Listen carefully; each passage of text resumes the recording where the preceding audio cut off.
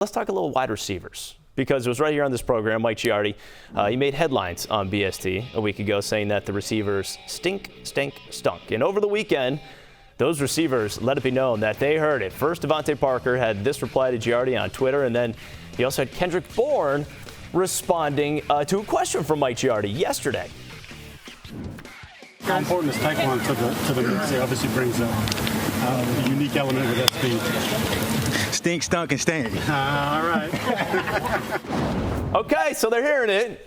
The order was, the order wasn't quite right, but I still, look, he laughed about it, threw right at Mike, right at Giardi there. What do you make of this, that the receivers are listening to this and that there was a response? First of all, I think Mike Giardi loves this. I don't think, as someone who worked at this network has had more airtime than the last 72 hours with those comments.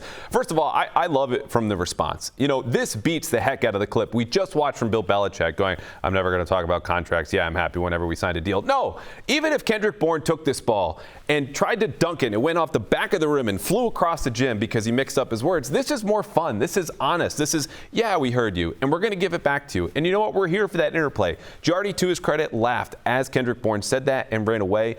This is fine. We'll wash our hands. We'll have some fun. He's right. And on to the next practice. Patriots wide receivers are really leaning into this, though. Like, with the Twitter reply by DeVante Parker, then obviously Kendrick Bourne saying it, but then DeVante Parker also responded to clips of it on Twitter, so they're really loving this right now. And honestly, yeah, it probably is a good thing. Like, this wide receiver group needs to be motivated. They need that extra motivation right now because, I don't know. I mean, they probably are one of the worst groups in the NFL. And if this helps them become better, if this helps them motivate themselves, then yeah, it's a good thing. Maybe shy away from leaning into it so heavily, though. Let's let it be right now. I will say this, though. It seemed like through the first half of practice today, and Kendrick Bourne did he have a good day yesterday, Sunday? He didn't have a catch the day he made those comments. So that comment was the best day Sunday when he said that. He had a couple drops as well. Started with 2 drops today, then finished with 4 catches. 2 of them were against a 7th-round rookie, the other 2 against zone. So it's a mixed bag. But look, if he scores a touchdown, week 1, and they keep playing week 2, this might be on a T-shirt still. Like Doug's right. I think this has some life to it, and we'll be talking about this maybe a little bit longer. Which is good. It's good for them, though. Yes. Right? If there's got to be something there, if there's got to be someone that they can, just rally around and beat up on, good for the wide receivers. Let it be Mike Giardi. Yeah, absolutely right. Yeah, I want his face right in the middle, and then the words right over the top. I will wear one. I will go to his house. Mike Giardi stink. Yeah, there you go. All right. Well, the offense is always the topic of conversation. Of course, you need those receivers to be productive to make anything happen. And here's what Mac Jones and Bailey Zappi had to say today on the progress being made offensively. We have a lot of stuff in. I think we're trying to just expand and try things and keep the things that we like in and take the things out that we don't like. So that's what practice is all about. And I've been very happy with Coach O'Brien, and all of us have. We're just trying to raise the standard here and just do it right every day. I feel like just trying to be consistent is our biggest thing. Yeah, the install's been doing good. I mean, we're way ahead of what we thought we were going to be at. We're really deep into red zone, third down, open field stuff. So I think we just got to keep stacking days and continue just improving on the plays that we have in right now. I'm sure there's more install to be done, but I would say we're about 80%. Doug, where are you at on this offense right now? Well, first of all, I think that it's funny that someone broke Bailey Zappi because all of a sudden he decided to be extremely transparent about the offense. They've installed 80%, red zone, all these things. Like, Bailey Zappi hasn't been that transparent about anything since he came in last year. But I'm still waiting to see everything on this offense because, I mean, there's good days, there's bad days. Today was one of the bad days. It was raining, it was tough.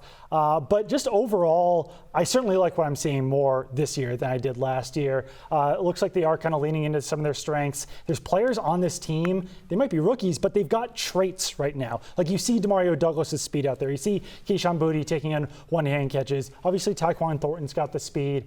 Do I think it's going to be one of the best offenses in the NFL? No, but Bill O'Brien just makes this whole operation so much more solid than what they had last year. The big takeaway so far, and again, we're about a month from the season starting. Coaching matters, okay? And you can tell that 2 weeks into camp, only through 4 padded practices, whether it's the trait that Doug is talking about, they're being put in position to showcase those. And DeVante Parker, tons of contested catches there in the end zone. Juju Smith-Schuster, we haven't even gotten to. A lot of shallow crosses, plays where he's going to be yards after the catch. That's why they signed him in the first place. So use him like that, because they didn't a year ago. And that's the biggest thing to me is there's an organization, there's a purpose, there's a fit, plays are layered. Bill O'Brien is doing very good work, and that should be encouraging more than, Mac being 12 of 18, Bailey throwing an interception today, which we all report and dig in on. The big picture takeaway, things are trending in the right direction. Well, just because, we have Doug here, and we talked about it in the first segment. Give you a chance at it, Doug. How do you feel about the quarterback competition that's happening down at Foxborough between Mac Jones and Bailey Zappi? It's non-existent to me. Bailey Zappi, nice quarterback, but there's just been no semblance whatsoever of it, so it really isn't even worth acknowledging a competition because Mac Jones. How much of it is because of Mac Jones and how much of it is because of Bailey Zappi? I think it's almost more to do with the coaching, just deciding that. I guess I would lean towards Mac Jones on this one. I do think it's interesting that Mac Jones specifically is refusing to acknowledge a quarterback competition. He's kind of been asked about Bailey Zappi or the quarterback competition a couple times now. Last week he was like, no, the real competition is the opponents. And then today when he was asked about Bailey Zappi, he was talking about, helping along a younger player. It's like, Bailey Zappi's 1 year younger than you. You're not a 10-year veteran helping out the rookie. I thought it was a little bit interesting. It was a little vague, He handled that question that way. If folks want to nitpick, and we can pivot from the Belichick-Mac relationship, also something that I think has been put to bed from last season, and we're getting close, we're tucking it in, reading it a bedtime story. The Mac-Bailey relationship, he hasn't said Bailey's name yet, in addition to zooming out and talking about other quarterback rooms he's been in. So, again, I don't think that's particularly important, whether it's a number of reps or the performance that they've been having. There's no quarterback competition. I just think they're not the best of friends.